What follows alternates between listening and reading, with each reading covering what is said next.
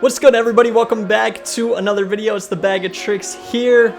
Today we have a special video. We have a question and answer, and we're unveiling the new setup. So if you guys don't know, if you're not aware, my old ski setup was stolen from me a couple weeks ago, and in that time I had to pick up a brand new setup. So today we are going to be unveiling that, and I can't wait. I know a lot of you guys are excited to see what I picked up, so we will be unveiling that, and then following that we are going to be doing a Q&A. So let's get right to it, man. Here is the new Bag of Tricks setup.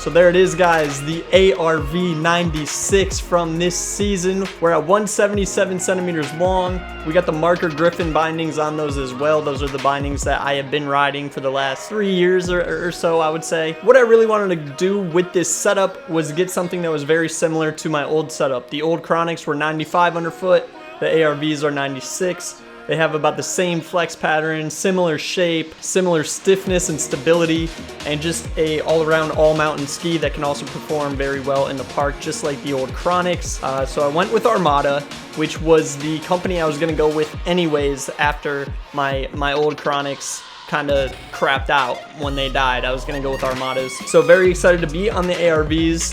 Have rode them one day and really enjoyed them. They were pretty sticky, so I gotta detune them a bit more for next time. I'm excited about those, excited to see what they do out west, excited to see how long they last and how they perform, and just overall, I think they're gonna be a very fun ski. I already noticed they're very poppy, and you know, I just can't wait to play around on them a little bit more. Don't really have much to say about them right now, but wanted to show you guys what I got. There it is, ARV 96s, the 2020 model. Bummed that I lost my old setup, but very happy with this new one. Alright, so now that that's out of the way, let's get into the question and answer video. This is something I'm very excited to make for you guys. It's just something I haven't done yet on this channel, and I've wanted to for a long time, just haven't had a chance to do it. So a lot of you guys submitted questions on Instagram, a lot of you guys submitted questions on YouTube as well. So we're going to be going through, not all of them, but a lot of the ones I think are pretty interesting. Okay, so one question I got a lot is, how long have I been park skiing? So I actually started skiing when I was about 8 years old. I skied, I'm not sure how many years I skied at that point. At some point in middle school, I switched over to snowboarding, and that's where I fell in love with park riding in general. But I was a snowboarder, and I snowboarded through middle school all the way up through, like, I want to say sophomore year in high school. And then I made the switch back to skiing at about junior year in high school, which was around 2013. So I've been skiing park since 2013, but before that I knew how to ski just based on doing it when I was little. So making that switch wasn't too crazy. Now, taking it into park was a little bit more challenging, obviously, but I had inline skated before that as well in skate parks, doing rails and all that stuff. So I had the balance down, so making the switch really wasn't too crazy. But yeah, since 2013, pure skiing in the park, and yeah, that's the progress I've made since then. So here's a good one. A little bit about my personal life is, what is my regular job, my day job? I am actually a software developer, so if you guys didn't know that, that is what I do for a career. I've been doing that for about 1.5 years now. Graduated college in 2018, and happily been software developing at a very nice company for the last 1.5 years. So no, YouTube is not my full-time job. No, I'm not in school. No, I'm not in high school. I might look pretty young. I'm out in the workforce and doing my thing. So YouTube's kind of like a side hustle, and my real career is a software developer. So if you were wondering, that's what I do. Somebody asked, can I cork 7? And the answer to that is, I used to be able to cork 7, probably 3 years ago now, maybe 4. I've done them before. I've done multiple cork 7s, and this season, one of my main goals is to get that trick back and get it on lock. and I'm very excited to try that. Just kind of waiting for a good jump to try it on. Did I ever dream of being a pro skier? I would say I actually dreamt of being a pro snowboarder more than a skier. By the time I switched back over to skiing, I realized like that pro dream wasn't it wasn't going to be reality.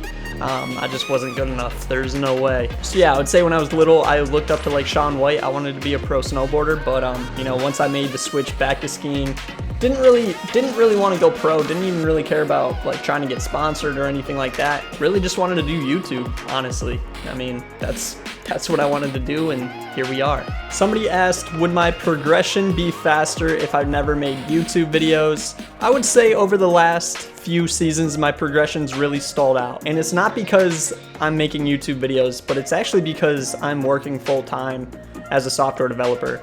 And I just don't have as much time to get on the slopes. Like, I ski 1 day a week and maybe 2 days a week at best. And I just don't have the time like I did in college and high school to really go out and grind new tricks. I don't live at home anymore. When I did live at home, I had a backyard rail and could learn a ton of stuff there. But I just don't have the time to really ski as much as I want to nowadays. And so that's really hurt my progression, I would say, more than YouTube. YouTube doesn't really hurt my progression at all. We can hike a rail for a couple hours and film, and filming doesn't get in the way of that. But, you know, having a full-time job and a full-time career does. What is my favorite trick? That's a good question. I think I would have to go with the backside 450. I think that's gotta be it. That's gotta be it. It's a trick I can do on a lot of different features. When I'm feeling out like a new rail, it's something I'll do pretty early on it. Feels good, you land switch, so there's no shin bang or anything like that. It's just a pretty dope trick and pretty impressive no matter where you do it. So I would say backside 450, yeah. My brother asked, what is my definition of a Jerry? You are a Jerry. You are a Jerry, Nick. You're a Jerry. A lot of people have asked, how do I get over the fear of doing a new trick? How did I get better? How did I progress? Honestly, it's just something I was born with, like a mentality. Like, I wanted to get better and better and better, and crashing didn't really ever scare me or faze me. Even when I got hurt, it wasn't like too big of a deal to me. I just would use that as fuel to learn that trick or land that trick the next time. Yeah, it's just like a mentality I've always had. Not really too scared to try new things, depending on how crazy they are. And really, like, once I start getting after a trick, like, I get after it, and I'm not gonna stop until I land it, and that's just how I've always been. What trips do I have planned, and what is my dream trip? What are trips for the future? A lot of people ask about future plans. We are going out to Utah in under a month now. Under a month, we're gonna go out to Utah, hit up Alta Snowboard and Park City. Can't wait for that trip. The dream trip, that's a good one. That's a good one. Probably Austria or Alaska. Like, heli skiing in Alaska would be absolutely insane. And future trips that are realistic, Killington, want to get out there again to check out Woodward Killington. Colorado, definitely going to check that out next winter for sure. Whistler's a big one on my list. Mammoth's a big one on my list. Hopefully I actually move out there relatively soon, within the next couple of years, and just kind of get closer to all of those great mountains out west. But yeah, we'll see. A lot of plans in the future, a lot of travel plans. Can't wait. Again, Utah coming up soon. That'll be the next one that you guys see on this channel. A lot of people are asking who was my biggest inspiration or favorite pro skier, who inspired me in the ski industry to get out there and go after it. So Shaun White did in snowboarding. He's the one that really got me into park when he was going through the Olympics for the first time, and just all the hype surrounding him. That's what piqued my interest in park. But I was snowboarding at the time. The skier that really got me into park was, there's a few interesting things. Tom Wallish, obviously, at the time I made the switch, was one of the most popular skiers. But LJ Strano, he's one of my favorite skiers. I've rode with him twice now for a Telefriend tour and gotten to talk to him and get to know him a little bit. And just one of my favorite guys, one of my favorite dudes in the industry, just super nice guy. Just insane, man. The things he does are just insane.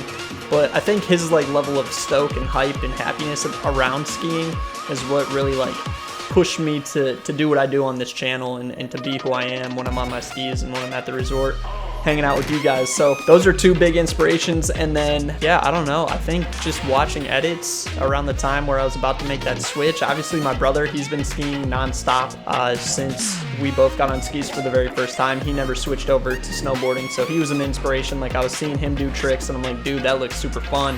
Like, I can't do that on a snowboard. That kind of stuff, just watching edits, watching my brother, watching LJ, watching Tom Wallish, like, all of that kind of culminated into me thinking like, yo, skiing looks more fun than snowboarding. Like, I want to try that, and that's what got me into the park. And I'm very happy I made the switch. Here, what was my best ever trick, like the trick I was most stoked about? So best ever trick, I'm gonna say the Cork 7 for sure. That was a trick I always wanted to learn, and actually getting it for the first time was sick. And learning it again this season is probably gonna be like just as high as that stoke I felt when I landed it for the first time. So can't wait to get after that this year. But yeah, the Cork 7 was lit, dude. Like, that was sick.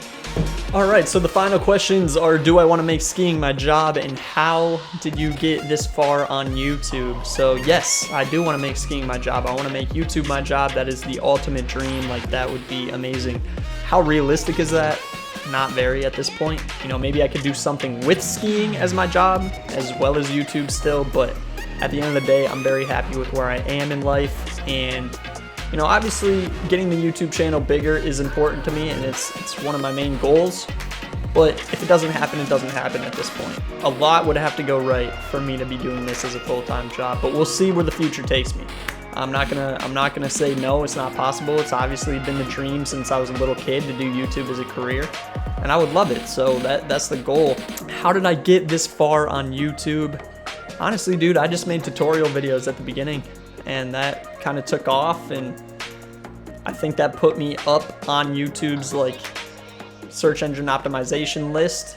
My channel was higher up, and then when I made what's harder, skiing or snowboarding, that is what just exploded me. And that was a couple 3-4 years after I started the channel, so it wasn't like I was huge right off the bat. But that season where I made what's harder, skiing or snowboarding, I took off, and the rest is history. And I'm trying this year to really push the growth and get my channel bigger and bigger and bigger and better, and we're going to continue that throughout the foreseeable future. So there it is, guys. Those were a lot of questions that I wanted to answer for you guys. Hopefully that gives you a look on my life and my history a little bit more. I haven't really talked about any of that since I made this channel, so figured I would give this video a go, and I really enjoyed it. We might be doing a few more in the future. We will see, but there's the setup. There's the Q&A. Thank you all for the questions. If I didn't get to yours, maybe next time, man. I'm sorry. But thanks for watching. I'll see you in the next video, guys. It's the Bag of Tricks.